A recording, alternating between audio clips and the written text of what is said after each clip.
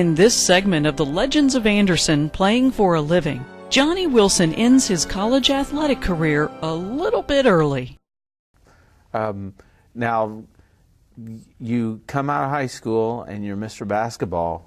How much interest was there in, as far as colleges wanting you to play basketball for?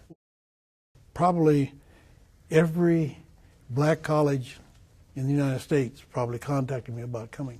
Compton Junior College contacted me about coming out to California.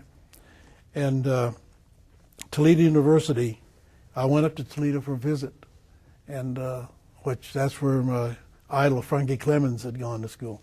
And I went to visit. I liked it up there, but when I came back, Pop Hedden comes on the scene, and he comes in, talks to my mom, and convinces her that the greatest thing for me to do is stay at home, be at home where you really wanted, you know.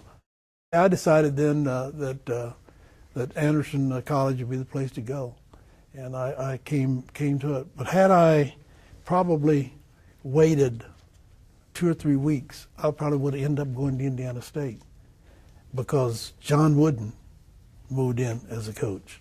Mm-hmm. And I'd known from a kid named Powers, who had played for Wooden at South Bend Central, the type of individual he was, that he did not let any of his players be denied anything, no matter who they were.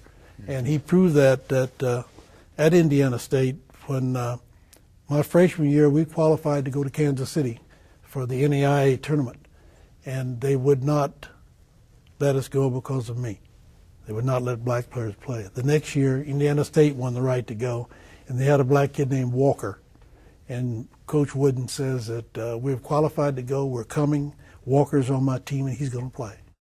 They started out, it was in the old roundhouse over here, which is now, I think, Barham Hall. And there were so many people that they moved all the games down to the high school. Pop and I had a little misunderstanding, because I was ill on the day that we had a track meet, and I went and told him that I just didn't feel up to it, and we were going down to Canterbury, down to Danville, Indiana, and he said, well, come and go along. He says, if you don't feel well, he says, you don't have to run. And so I went. I did not feel well, and but I knew that I had to be back home by 6 o'clock, because I was being baptized into the church. And he told me that when I went, he says, you can ride back with our trainer, who was in a car, who was on the bus. And when I got ready to come back, he put some other guys in the car, and I had to get on the bus. So I talked to the bus driver and told him I needed to get back. And he had been a driver for quite a bit in high school and in college. And he got to Noblesville, and I still had about 45 minutes to an hour before I had to be at the church.